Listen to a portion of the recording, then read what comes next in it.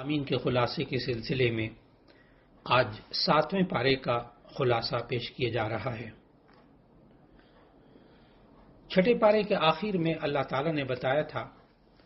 کہ جو واقعی عیسیٰ علیہ السلام پر ایمان رکھتے ہیں اور انجیل پر ایمان رکھتے ہیں وہ اپنے دلوں میں مسلمانوں کے لیے نرم گوشہ رکھتے ہیں۔ اب 7ویں پارے کے شروع میں بھی بعض نصارہ کا ذکر ہے کہ قرآن سن کر یہ نصارہ اپنے آنسوؤں پر قابو نہیں رکھ پاتے اور بے اختیار ان کی آنکھوں سے آنسو جاری ہو جاتے ہیں۔ یہ آیت اصل میں حبشہ کے ان نصارہ کے بارے میں نازل ہوئی تھی جن کے ملک میں مسلمان ہجرت کر کے گئے تھے۔ انہوں نے جب مسلمانوں کی زبان سے قرآن حکیم سنا تو روتے روتے ان کی آنسو جاری ہو گئے اور ان کی داڑیاں آنسوؤں سے تر ہو گئیں۔ اصل میں اللہ کے کلام میں تاثیر ہی ایسی ہے کہ اگر ایسے دل سنے جو بغض اور کینے سے خالی ہوں اور خوف و خشیت سے آباد ہوں تو جسم کے رونگٹے کھڑے ہو جاتے ہیں اور آنکھوں سے آنسو چھلک پڑتے ہیں۔ حقیقی نصارہ جو تھے وہ اللہ کے کلام سے متاثر ہونے اور پھر ان کے حالات کا ذکر کرنے کے بعد اللہ تعالیٰ نے بتایا کہ مکی صورتوں میں جیسے کہ عام عقائد بیان کیے جاتے تھے یہاں بھی وہ عقائد اور اعمال بیان کیے گئے، اور مدنی صورتوں کے اندر حلال اور حرام اور معاشرتی اور اخلاقی احکام اور عبادات سے متعلق احکام بیان کیے جاتے تھے۔ چنانچہ اللہ تعالیٰ نے 7ویں پارے کے شروع میں ذکر کیا کہ کسی چیز کو حلال یا حرام قرار دینے کا اختیار یہ صرف اللہ کے پاس ہے۔ اس لیے ان آیات میں مسلمانوں کو یہ حکم دیا کہ جن پاکیزہ چیزوں کو اللہ تعالیٰ نے حلال قرار دیا ہے تم انہیں حرام نہ سمجھو اور ان کے استعمال سے احتراز کرو، ایسا رویہ مت اختیار کرو۔ معاشرے میں رہتے ہوئے اللہ تعالیٰ نے جن چیزوں کو حلال قرار دیا ہے ان کو حلال ہی سمجھنا چاہیے، بلا وجہ اپنے اوپر اس کو حرام نہیں کرنا چاہیے۔ پھر اس کے بعد کی آیات میں اللہ تعالیٰ نے بتایا کہ اسلام اصل میں اعتدال کا دین ہے، اس میں افراط و تفریط نہیں ہے، اس میں غلو نہیں ہے، اور بعض لوگ پاکیزہ چیزوں کے استعمال سے بچنا یہ اپنے آپ کو متقی سمجھنے میں شمار کرتے ہیں۔ اللہ تعالیٰ نے اس بات کو غلط قرار دیا، جو حلال ہے اس کو حلال سمجھیں، جو حرام ہے اس کو حرام سمجھیں۔ پھر اس کے بعد اللہ تعالیٰ نے آیت نمبر 89 سے قسم کے احکام بیان کیے اور فرمایا کہ جو بیکار قسمیں لغو قسم ہوتی ہے اس پر کوئی مواخذہ نہیں ہوتا۔ قسم کے احکامات کو سمجھنے کے لیے اگر اس کو 3 حصوں میں سمجھ لیا جائے تو ایسی صورت میں بات بہت واضح ہو جاتی ہے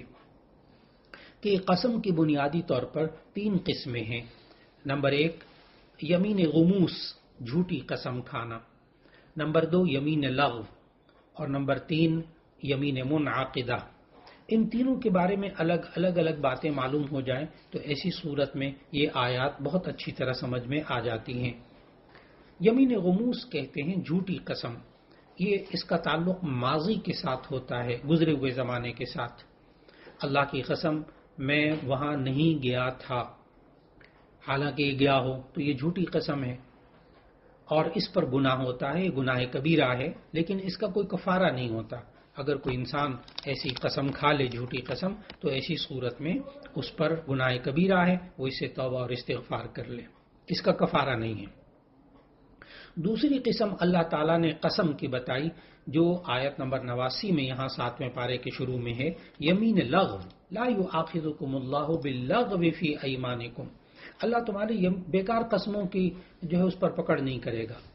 یہ یمین لغو کیا ہوتی ہے کہ کوئی شخص کسی کام کے ہونے یا نہ ہونے کے بارے میں اپنے خیال کے مطابق سچی قسم کھائے، حالانکہ وہ کام اس کے گمان کے، اس کی سوچ کے خلاف تھا،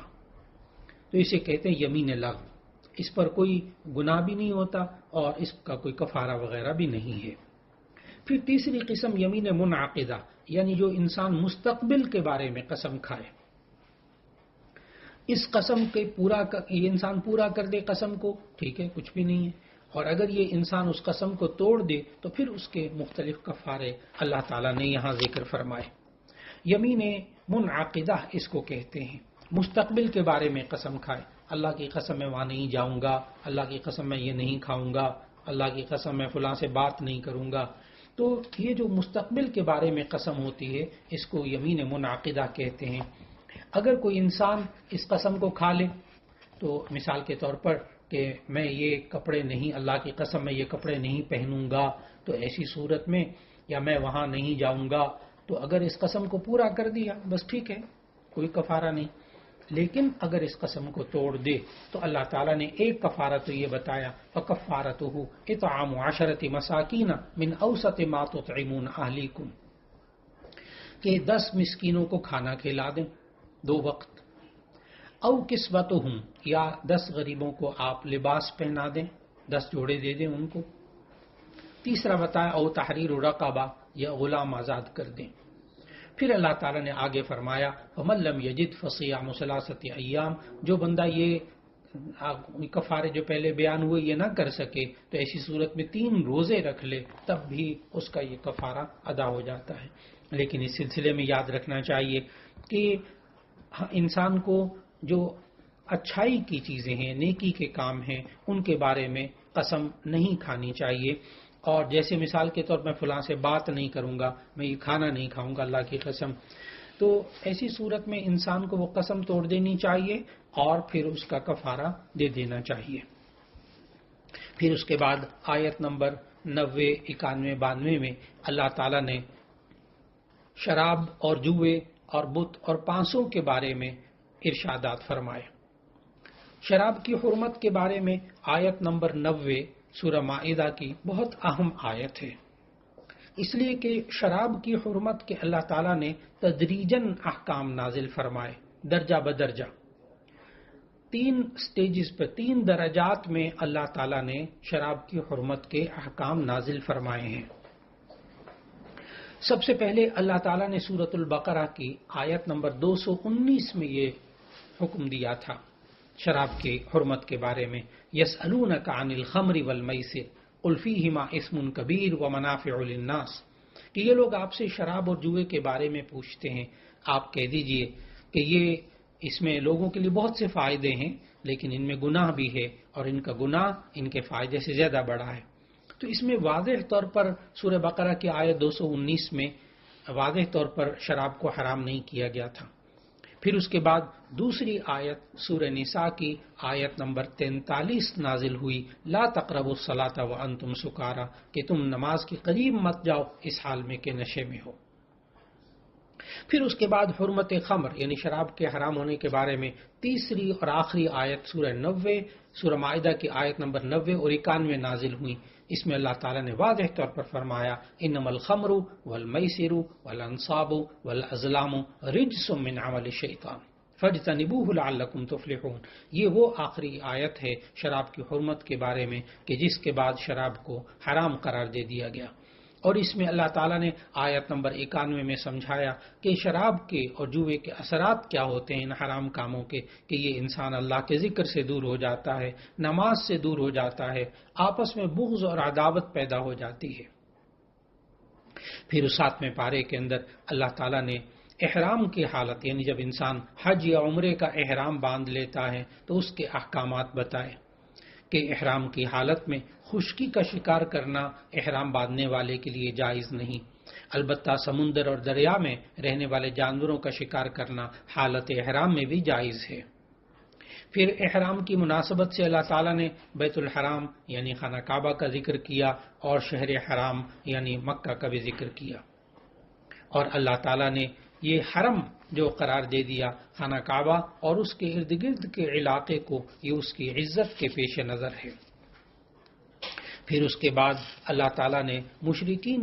کے ان اعمال کا ذکر کیا کہ جو اللہ تعالیٰ کو پسند نہیں تھے۔ ان میں سے ایک مشرکین کا عمل یہ بھی تھا کہ وہ زمانہ جاہلیت میں اپنے گمان کے مطابق جو ہے وہ کچھ جانوروں کو بتوں کے نام پر چھوڑ دیتے تھے اور ان کو اپنے اوپر حرام قرار دے دیتے تھے۔ اللہ تعالیٰ نے یہاں 7ویں پارے کی ان آیات میں آیت نمبر 103 میں وہ 4 جانوروں کا نام بتایا، ایک صائبہ، ایک بحیرہ، ایک وصیلہ اور ایک حام، کہ یہ مشرکین جو ہیں بتوں کے نام پر چھوڑ دیتے تھے یہ جانور، ان کا دودھ نہیں دوتے تھے، ان کے اوپر سواری نہیں کرتے تھے، اور بتوں کے نام پر ان چھوڑے والے جانوروں کو اللہ تعالیٰ نے گناہ کا عمل قرار دے دیا۔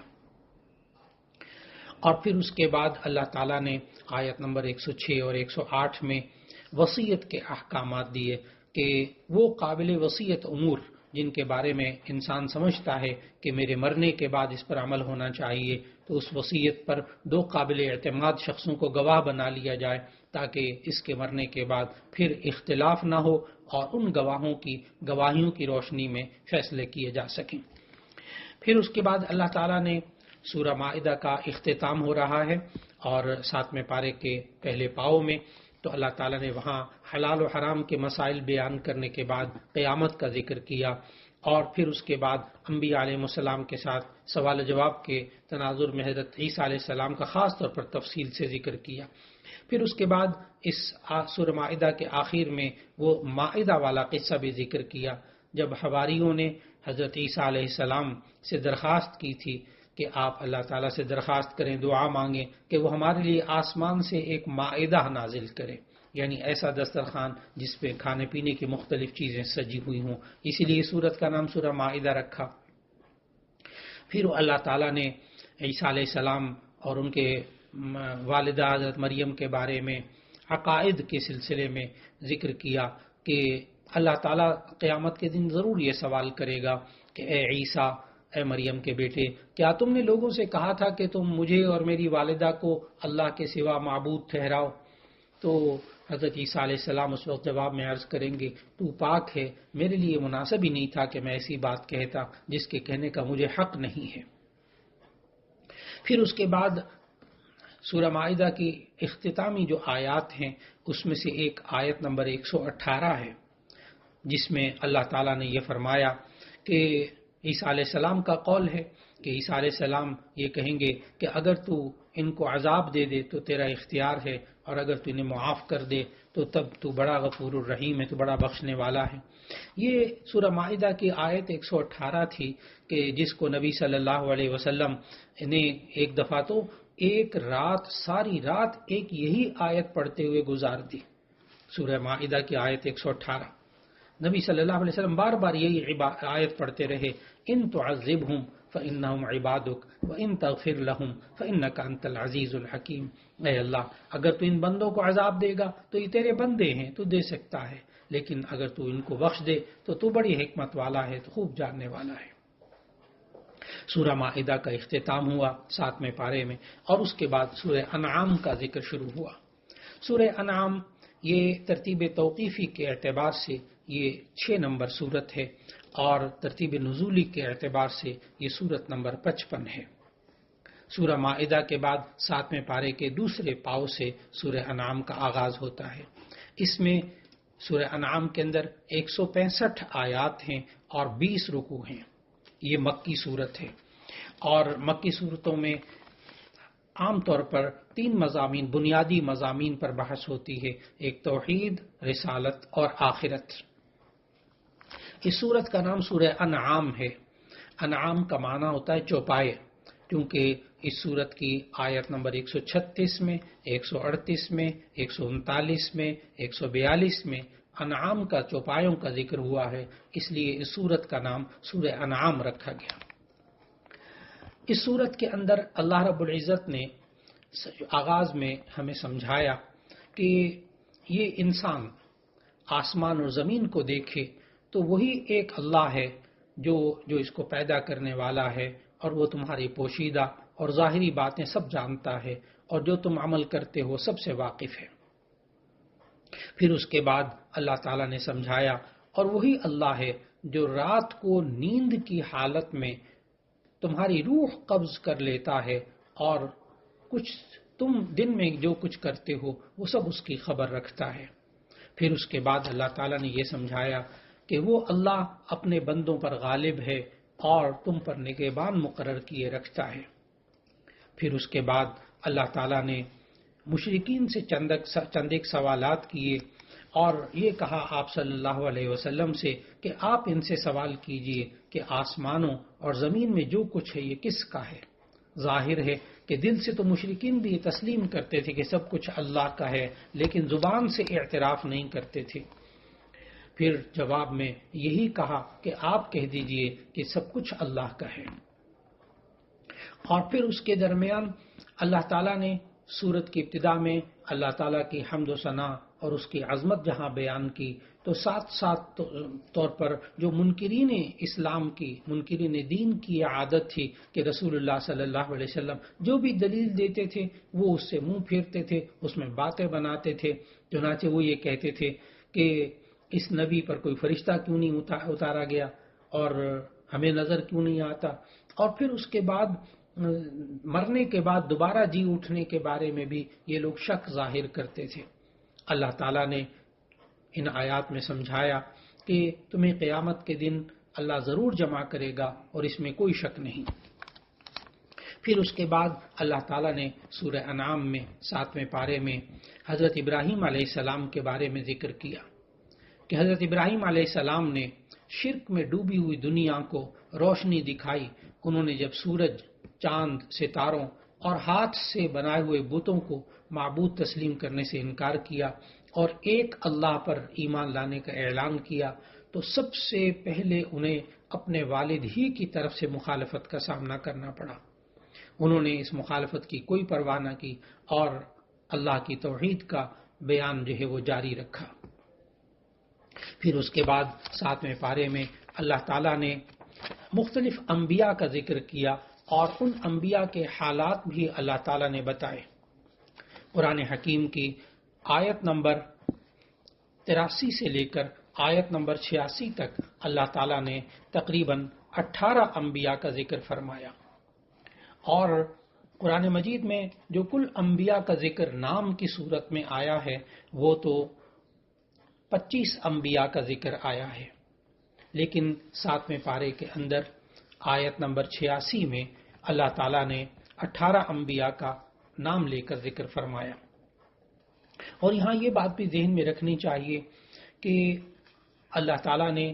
کل جو انبیاء نازل فرمائے، انبیاء اور رسول، وہ 1,24,000 کم و بیش انبیاء اللہ تعالیٰ نے نازل فرمائے لوگوں کی ہدایت کے لیے۔ لیکن 7ویں پارے میں یہ جگہ واقعی بہت اہم ہے کہ جس میں اللہ تعالیٰ نے انبیاء علیہ السلام میں سے 18 انبیاء کا ذکر آیت نمبر 83 سے لے کر اور آیت نمبر 86 تک اللہ تعالیٰ نے بیان فرمائے۔ ان میں سے جو 18 انبیاء جن کے نام اللہ تعالیٰ نے ذکر کیے، ان میں ابراہیم علیہ السلام، اسحاق علیہ السلام، یعقوب علیہ السلام، نوح علیہ السلام، داود علیہ السلام، سلیمان علیہ السلام، ایوب علیہ السلام، یوسف علیہ السلام، موسیٰ علیہ السلام، ہارون علیہ السلام، زکریا، یحییٰ، عیسیٰ اور الیاس علیہ السلام، اسماعیل اور الیسع اور یونس اور لوط علیہ السلام کا ذکر فرمایا۔ یہ 18 انبیاء کا ذکر کرنے کے بعد اللہ تعالیٰ نے بتایا کہ ان سب کی تعلیمات یہ مشترک ہوتی تھیں۔ توحید، رسالت، آخرت، ان تمام انبیاء کی ذمہ داریاں تھیں اور وہ یہی ساری زندگی بیان فرماتے رہے۔ پھر اس کے بعد اللہ تعالیٰ نے ان آیات میں وحی اور نبوت کے بعد دوبارہ ایسے دلائل ذکر کیے جو خالق کے وجود، اس کے علم، قدرت اور اللہ کی حکمت کے کمال پر دلالت کرتے ہیں۔ اور مکہ کے کفار چونکہ ان دلائل میں غور نہیں کرتے تھے، مختلف قسم کے معجزات کا مطالبہ کرتے رہتے تھے کہ اگر یہ معجزہ دکھائیں گے تو تب ہم ایمان لائیں گے، تو اللہ تعالیٰ نے کافر اور مؤمن کے نظریے میں فرق بیان کیا کہ جو کافر ہوتا ہے وہ معجزے کا مطالبہ کرتا ہے، جو مؤمن ہوتا ہے وہ معجزے کا مطالبہ نہیں کرتا، وہ اسے اللہ کے وجود اور قدرت کی نشانیاں واضح طور پر اس کائنات میں دکھائی دیتی ہیں۔ چنانچہ اللہ تعالیٰ نے پھر ان آیات میں ذکر فرمایا کہ اللہ جو خالق ہے وہ کس طرح تمہیں پیدا کرتا ہے، اور اس نے زندگی پیدا کرنے میں اور زندگی کے اندر پوری جتنی بھی نعمتیں عطا فرمائی ہیں، ایک ایک نعمت کو سمجھنے کی ضرورت ہے۔ اللہ تعالیٰ نے سورہ انعام کی آیت نمبر 95 میں فرمایا، ان اللہ فالق الحب والنوى یخرج الحی من المیت ومخرج المیت من الحی، کہ وہی اللہ ہے جو گٹھلی اور دانے کو پھاڑتا ہے، وہ زندہ کو مردے سے نکالتا ہے اور مردے کو زندہ سے نکالتا ہے۔ ہم اگر غور کریں تو آج سائنس جو ہے وہ دو چیزوں کے اندر الجھی ہوئی ہے کہ زندگی سے پیدا ہوئی ہے یا زندگی بے جان سے پیدا ہوئی ہے، یعنی بایوجینیسس اور اے بایوجینیسس کا نظریہ، کہ آج سائنس دونوں میں سے کسی ایک بات کو بھی طے نہیں کر سکی ابھی تک کہ زندگی سے پیدا ہوئی ہے یا زندگی بے جان سے پیدا ہوئی ہے۔ بے جان کہتے مردے کو، بے جان سے پیدا ہوئی ہے، ابھی تک سائنس اس میں فیصلہ نہیں کر سکی۔ لیکن اللہ تعالیٰ نے سورہ انعام کی آیت نمبر 95 کے اندر ہمیں بتایا کہ اللہ تو اب بھی 4 طریقے سے پیدا کر کے دکھا رہا ہے، اور 5واں طریقہ کوئی ہو نہیں سکتا۔ 4 طریقے کون سے ہمیں اس آیت سے معلوم ہوتے ہیں کہ نمبر 1، اللہ تعالیٰ زندہ کو زندہ سے پیدا کر رہا ہے۔ نمبر 2، اللہ تعالیٰ مردے کو مردہ سے پیدا کر رہا ہے۔ نمبر 3، اللہ تعالیٰ زندہ سے مردے کو پیدا کر کے دکھا رہا ہے۔ نمبر 4، اللہ تعالیٰ مردے سے زندہ کو پیدا کر کے دکھا رہا ہے۔ اور یہ آج بھی اللہ نے جاری رکھا ہوا ہے۔ زندے کو زندہ سے پیدا کرنا، جیسے انسان زندہ، اس سے پیدا ہونے والا بچہ زندہ، اور مردے کو مردہ سے پیدا کرنا، ان اللہ فالق الحب والنوى، کہ یہ اللہ بیج سے پودے کو پیدا کرتا ہے، بیج بھی مردہ بے جان، اور اس سے پیدا ہونے والا جو پودا ہے وہ بھی بے جان، اس کے اندر ویسی جان نہیں ہوتی جیسے انسان کے اندر ہوتی ہے۔ نمبر 3، زندہ سے مردہ کو پیدا کرنا، جیسے مرغی زندہ ہوتی ہے، اس سے انڈا بے جان پیدا ہوتا ہے مردہ۔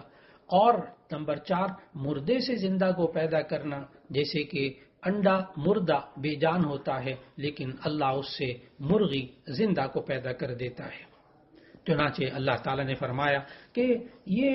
سب کچھ کرنے والا اللہ ہے، تم کدھر جا رہے ہو، تم کیوں بھٹک رہے ہو، کیا تم اس کو پیدا کرتے ہو یا ہم پیدا کرنے والے ہیں؟ پھر اللہ تعالیٰ نے یہ سمجھایا کہ دیکھو تم اپنی زندگی کے اندر اللہ کو پہچاننا چاہتے ہو تو ایسی صورت میں یہ ذہن میں رکھو کہ وہی اللہ ہے فالق الاصباح، جو صبح کرنے والا ہے، صبح کو پھاڑتا ہے، چیرتا ہے، وجعل اللیل سکنا، اور جس نے رات کو سکون کا ذریعہ بنایا، والشمس والقمر حسبانا، اور جس نے سورج اور چاند کو حساب کا ذریعہ بنایا۔ اور پھر اللہ تعالیٰ نے فرمایا کہ تم آسمان کی طرف تو غور کرو، یہ جو ستارے ہیں تم اس سے رہنمائی حاصل کرتے ہو، تم خشکی اور سمندر کی تاریکیوں میں تم ان سے راستہ تلاش کرتے ہو۔ یہ وہی اللہ ہے کہ جس نے تمہارے لیے آسمان سے پانی پیدا کیا اور پھر اللہ نے اس سے ہر چیز کو اگایا۔ اللہ تعالیٰ نے مختلف پھلوں کو، مختلف پھولوں کو، مختلف سبزیوں کو اگایا، اور اللہ نے سمجھایا کہ دیکھو یہ رنگ اور خوشبو میں الگ الگ ہیں، یہ چھوٹے ہیں، کوئی بڑے ہیں، کوئی کھٹے ہیں، کوئی میٹھے ہیں، اور اللہ تعالیٰ نے کس طرح ان پھلوں کو اگایا۔ اللہ تعالیٰ نے 7ویں پارے کے اس رکوع کے اندر ہمیں یہ بھی سمجھایا کہ دیکھو ان کے ذائقوں کے اندر کوئی کڑوا ہے، کوئی نمکین ہوتا ہے، کوئی کھٹا ہوتا ہے، کوئی پھیکا ہوتا ہے، لیکن یہ شروع میں جب کچا ہوتا ہے اللہ تعالیٰ نے ان آیات میں سمجھایا تو اس کا مزہ کچھ نہیں ہوتا، لیکن جو ہی وہ پکتا جاتا ہے تو ایسی صورت میں اس کے اندر مٹھاس اور لذت آ جاتی ہے۔ یہ وہ کون ہے جو اس کو کر رہا ہے؟ ان فی ذالکم لآیات لقوم یؤمنون، کہ ان آیتوں کے اندر ایمان والوں کے لیے نشانیاں ہیں۔ پھر اس کے بعد اللہ نے سمجھایا دیکھو آسمان اور زمین کا وجود نہیں تھا، اس زمین کو اور ان آسمانوں کو پیدا کرنے والا وہی اللہ ہے، اور اسی نے ہر چیز کو پیدا کیا ہے، اسی کی تم عبادت کرو۔ پھر اللہ نے یہ بھی سمجھایا دیکھو تم اس کو دیکھ تو نہیں سکتے، لا تدرکہ الابصار، تمہاری آنکھوں کے اندر یہ سکت نہیں کہ وہ تمہیں دیکھ لے لیکن تم ان کو اس کو دیکھ لو اللہ کو، لیکن وہ یدرک الابصار، وہ تو سب کو دیکھ رہا ہے، وہ بڑا بڑا مہربان اور خوب خبر رکھنے والا ہے۔ پھر اللہ تعالیٰ نے ہمیں سمجھایا کہ ہم اس آسمان و زمین کے پیدا کرنے والے کے اندر کسی کو شریک نہ کریں اور ہم سب اسی کی عبادت کریں جس نے کہ اللہ جس نے تمام چیزوں کو پیدا کیا ہے۔ اور پھر اس کے بعد اللہ تعالیٰ نے ہمیں زندگی کے آداب سکھاتے ہوئے سمجھایا کہ دیکھو زندگی کے اندر جب تم وقت گزارو گے تو دیکھو گے کچھ باطل چیزیں بھی ہوں گی، کچھ لوگ باطل عقیدے رکھتے ہوں گے، کچھ لوگ بتوں کی پوجا کرتے ہوں گے، لیکن دیکھنا لا تسبوا الذین یدعون من دون اللہ فیسبوا اللہ عدوا بغیر علم۔ نبی صلی اللہ علیہ وسلم کو خطاب کرتے ہوئے اللہ تعالیٰ نے تمام ایمان والوں کو یہ سکھایا کہ دیکھو جو وہ لوگ اللہ کے سوا کسی کو پکارتے ہیں تو آپ ان کو گالی مت دیں، ان کے معبودان باطلہ کو گالی مت دیں۔ کیوں؟ فَيَسُبُّ اللَّهَ عَدْوًا بِغَيْرِ عِلْمٍ، کہ پھر وہ بغیر علم کے اللہ کو برا بھلا کہیں گے اور وہ آپ سے برداشت نہیں ہوگا۔ معلوم ہوا ہمیں زندگی کے اندر رہتے ہوئے کسی کے رہنماؤں کو اگرچہ وہ غلط ہوں، اگرچہ وہ باطل ہوں، کسی کی نظریات پر ہم کسی کو گالی نہ دیں، کیونکہ وہ جواب میں اللہ کو گالی دے گا، وہ ہمیں برا لگے گا۔ ہاں، حقانیت بیان کریں، حق بیان کریں، دلائل سے بات کو سمجھائیں، باطل کا باطل ہونا حق کے ساتھ سمجھائیں، دلیل اور طریقے کے ساتھ سمجھائیں، انشاءاللہ پھر فساد پیدا نہیں ہوتا۔ جب بھی انسان حق بیان کرے تو انسان کی وہ بات حق ہونی چاہیے، نیت حق ہونی چاہیے، طریقہ حق ہونا چاہیے، تو پھر انسان دین کی جب دعوت دیتا ہے، حق بات بیان کرتا ہے تو اللہ اس کا اثر جو ہے وہ دلوں میں اتار دیتا ہے۔ اللہ رب العزت ہم سب کو دین اسلام پر عمل کرنے کی توفیق عطا فرمائے، قرآن مجید کی تلاوت کرنے کی توفیق عطا فرمائے، قرآن مجید کو سمجھنے کی توفیق عطا فرمائے اور قرآن مجید کے احکامات پر عمل کرنے کی توفیق عطا فرمائے۔ اور ہم جو قرآن مجید کو سمجھنے کی کوشش کرتے ہیں تو اللہ رب العزت اس قرآن حکیم کے پیغام کو لوگوں تک پہنچانے کی توفیق عطا فرما دے۔ وآخر دعوانا ان الحمد للہ رب العالمین۔